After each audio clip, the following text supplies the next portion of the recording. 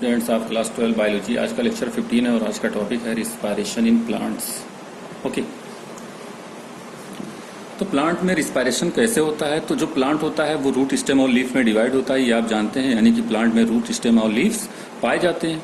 Okay, तो root में भी रिस्पायरेशन, रूट भी रिस्पायरेशन में पार्टिसिपेट करता है, स्टेम भी और लीफ भी। लेकिन रूट, स्टेम और लीफ में जो रिस्पायरेशन प्रोसेस होता है वो by the help of diffusion होता है। अब ये डिफ्यूजन क्या होता है? तो आपने 9th क्लास में स्टडी की होगी कि जब molecule higher concentration to low concentration या लोअर कंसंट्रेशन की तरफ क्या करते हैं, मूव करते हैं। कोई मॉलिक्यूल्स हैं और वो higher concentration to lower concentration की तरफ क्या करते हैं, मूव करते हैं। तो ऐसे प्रोसेस को हम क्या कहते हैं, डिफ्यूजन। मीन्स हम कह सकते हैं the movement of molecule of liquid and gases from higher concentration to low concentration is called diffusion. Okay dear students, तो जो डिफ्यूजन प्रोसेस होता है उसी के हेल्प से जो है रूट, स्टेम और लीव्स में जो है वो रिस्पायरेशन प्रोसेस क्या होता है, परफॉर्म होता है। ओके डियर स्टूडेंट्स, अब हम बात करते हैं यहाँ पे रिस्पायरेशन इन रूट्स। ओके डियर स्टूडेंट्स, तो अगर हम रिस्पायरेशन इन रूट्स की बात करते हैं, यानी कि जो रिस्पायरेशन है वो रूट में हो रहा है, तो यहां पे आप देखिएगा, फर्स्ट ऑफ ऑल यहां आपको दिखाई दे रहा होगा ये स्ट्रक्चर है, फिगर नंबर 50 देखिएगा आप, ये स्ट्रक्चर है, ये रूट है। और रूट में आप देखिए ये हेयर लाइक स्ट्रक्चर है जिसे हम क्या कहते हैं, रूट हेयर कहते हैं। तो ये जो रूट हेयर होता है, ये रूट हेयर सॉइल पार्टिकल्स के कांटेक्ट में होता है। ओके, यानी सॉइल पार्टिकल्स जो होते हैं उन्हीं के बीच में होता है। ओके, अब यहां पे अगर कोई एयर है, तो यहां पे कोई एयर है तो वो एयर बाय डिफ्यूजन प्रोसेस कहां जाएगा, रूट हेयर में जाएगा। और रूट हेयर से फिर कहां चला जाएगा, रूट में। ओके, और फिर रूट से cell to cell, cell to cell, cell to cell क्या हो जाएगा, ट्रांसफर हो जाएगा वो ऑक्सीजन।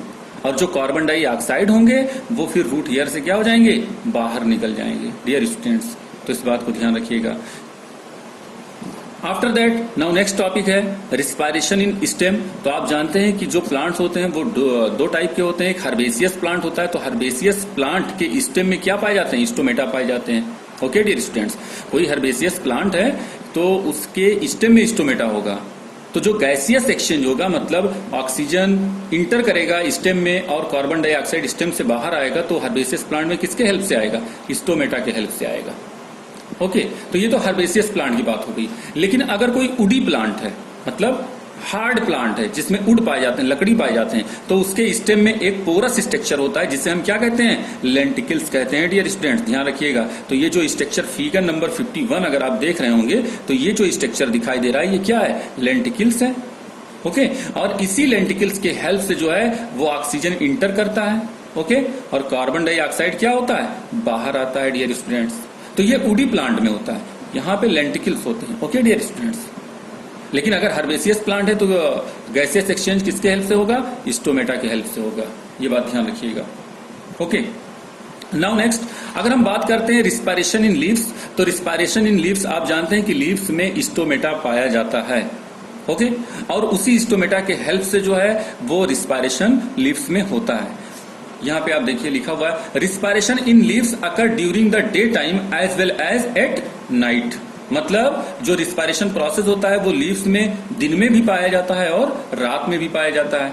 आप जानते हैं कि दिन में फोटोसिंथेसिस होता है, तो दिन में फोटोसिंथेसिस होगा और रात में फोटोसिंथेसिस नहीं होता है। ओके डियर स्टूडेंट्स, तो आइए हम समझते हैं। यहाँ पे ये लीव्स हो गया, ओके, ये स्टोमेटा हो गया। तो ये स्टोमेटा से एयर इंटर करेगा, यानी कि ऑक्सीजन। ओके, और कार्बन डाइऑक्साइड जो होगा वो इसी स्टोमेटा के हेल्प से क्या होगा, बाहर आएगा, बाहर आएगा। डियर स्टूडेंट्स, तो इस बात को ध्यान रखिएगा कि ये बाहर आ रहा है। अब बात आती है डे टाइम। तो डे टाइम में क्या होगा, डे टाइम,